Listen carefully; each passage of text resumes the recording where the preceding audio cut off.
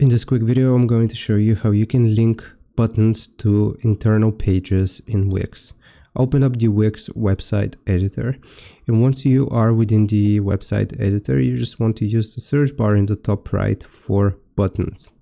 So type button here, and once you type button, you want to go into text and icon buttons and just select whichever one you like.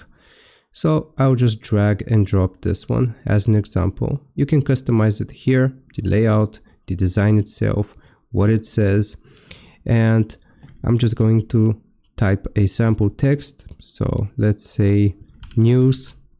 I'm going to type news just as an example, and here's how we link it.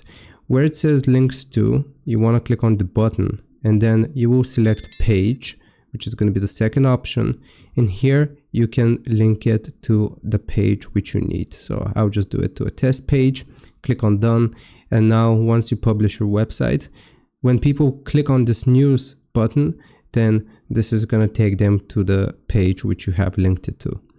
I hope this helps. Leave a like and sub. I'll see you next time.